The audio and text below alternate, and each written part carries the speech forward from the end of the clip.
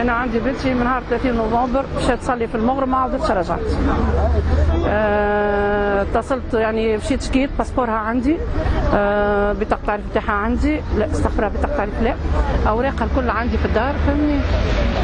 طلبتها بامال دو فوا ما هزتش. بعد ساعتين من زمان مشيت المركز تاع حي خضراء، قلت لهم راهو بنتي ما فماش، وانا خاطر عندي احساس من قبل وقع برشا حكايات على سوريا وعلى سوريا وعلى سوريا فهمني. بون مشيت قلت لهم انا بنتي راه شاكه فيها باش تمشي لسوريا. اعطيت كل ما عندي، قالوا لي رانا هبطناها ريشيرشي بحول الله. مادام ساعتين هي صليت مع بنت خويا في المغرب في الجامع، بنت خويا روحت قالت لي تاتا خليتها قدام الجامع، وبعد بنتي ما فماش ريحتها الى حد يومنا هذا.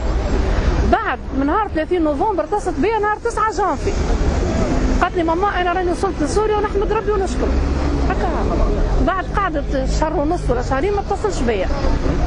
المده الاخرانيه عندها مده شهر كل مره تكلمني على السكايب، توا عندها 20 يوم ما عادش ثم لا حس ولا اخبار ولا حتى شيء. تكلم فيك من سوريا؟ نعم؟ تكلم فيك بسكايب من سوريا؟ يتكلم فيها بسكايب من سوريا، والبلاصه اللي تقول لي يسكنوا فيها اسمها الحسكه. احنا 25 يوم ما طيبناش، 25 يوم من مشات بنتي الدار مين؟ العباد تجيب لنا في الماكله للدار. ما حسيتش بامها كعبه واحده، كعبه واحده. ما تقولكش معناها شنو قاعدين يعملوا؟ لا لا لا ما تحكي لك على حتى شيء ما تحكي لك حتى شيء. تكلمني كلمتين وبعد تقول لي ماما الكونيكسيون فابل وراه باش نقص. شنو احوالك؟ لاباس يا بنيتي؟ عايش بنتي؟ راني باش نموت، راني دخلت للسبيطار، راني مرضت. تقول لي ان شاء الله ربي معاك، ان شاء الله ربي يشفيك. انا بس التصوير اللي شفتها معناها ماهيش حتى متحجبه معناها. هذه لا قبل، لا قبل من بعد تحجبت. قداش عندها معناها ملي دخلت؟ هذه بنتي قبل ما تتحجب، انا جبت تصويراتها وهي مازالت ومن بعد تحجبت. من يعني بلي تحجبت ولا من نهار تحجبت عاديه قبل الثوره، ولبست النقاب من نهار الثوره.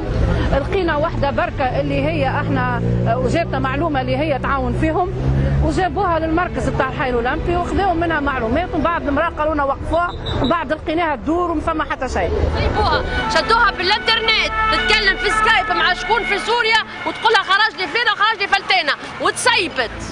نقوله لك انا ام احمد في عين خضراء وتسيبت ام احمد.